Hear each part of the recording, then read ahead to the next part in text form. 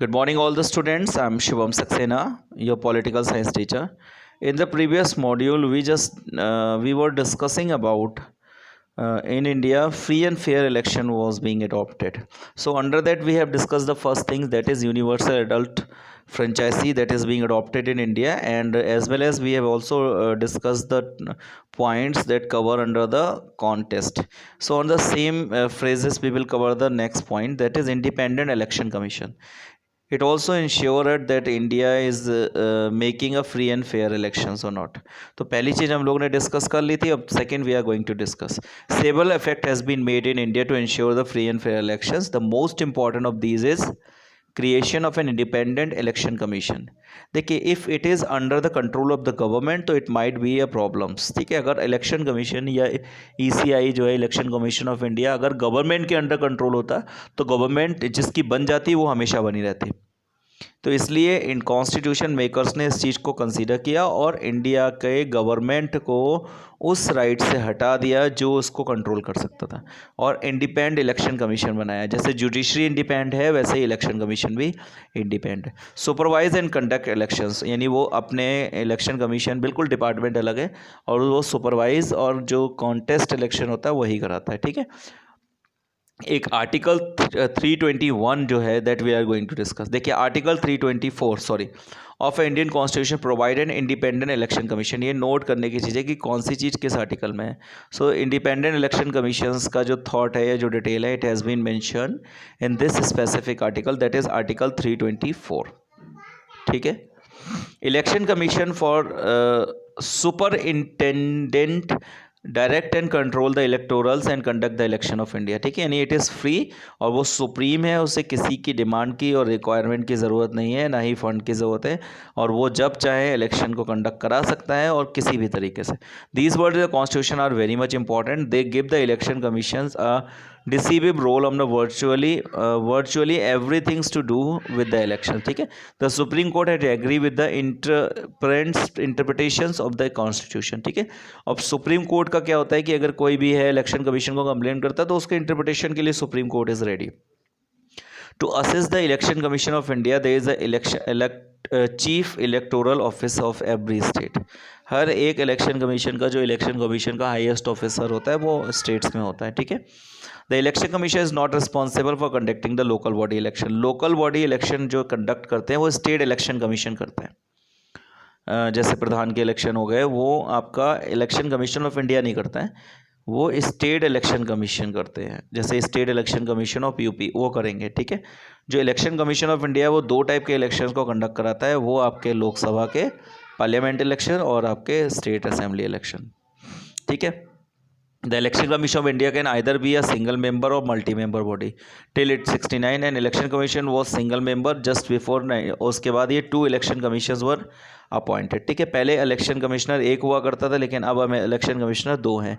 1989 में ये करेक्शन किया गया था. ठीक है, मेकिंग अ बॉडी मल्टीवेस्टेड. ठीक है, इसके बाद देखिए reverted it's single members status in 1902 and 2 election commissioner were once again appointed and commissions become multi members and remains multi members. ठीक है, in 1992 में इलेक्शन कमीशन के 2 members यानी 2 ways में अडॉप्ट किया गया. ठीक है,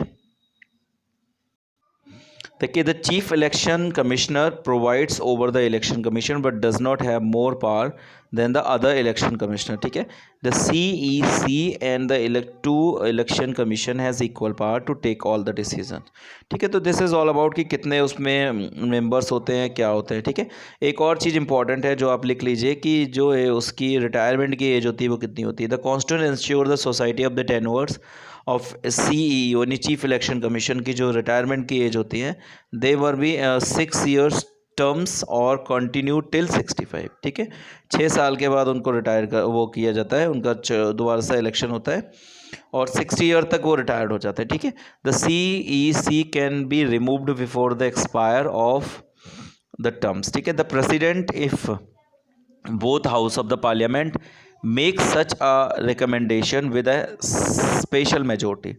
this is done to ensure that a ruling party can not remove a CEC who refuse to favour on that. ठीक है, यानी जो इलेक्शन का CEC है यानी चीफ इलेक्शन कमीशन, उसका अपॉइंटमेंट जो है वो प्रेसिडेंट और दोनों पार्लियामेंट्स के हाउसेस के बेस पे लिया जाता है।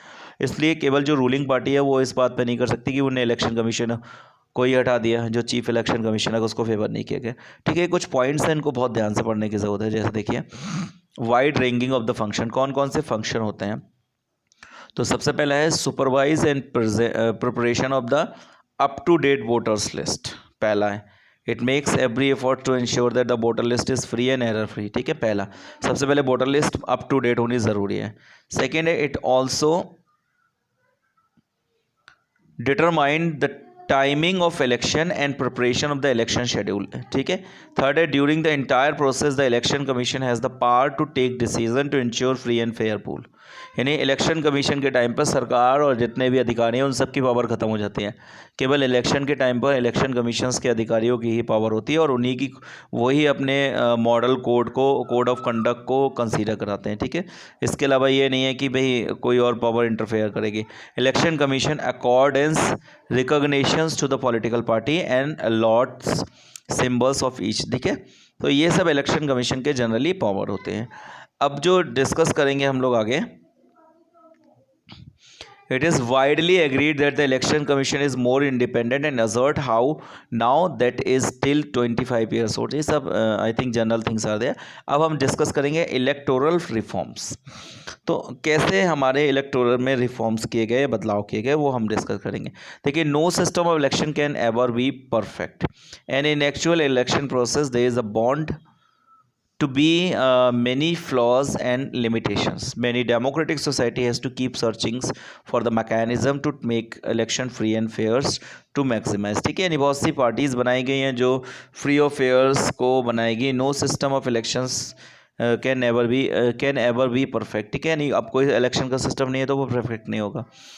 With exceptions of adult suffrages, freedom to contest election and the establishment of an independent election commission. देखो, ये तीन चीज़ें हैं जो फ्री और फेयर इलेक्शन होते हैं। पहला क्या है आपका,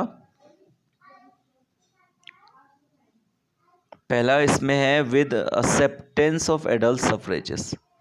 दूसरा है फ्रीडम टू कंटेस्ट इलेक्शन, कोई भी जो इलेक्शन कमीशन है वो फ्री है अपने इलेक्शन को। और तीसरा है election establish a independent election commission. तो ये तीन बेसिक पॉइंट्स है जिसकी वजह से हम कह सकते हैं कि हमारे देश में जो आपका इलेक्शन सिस्टम है वो फ्री और फेयर है। ठीक है, India has tried to make its election process free and fair.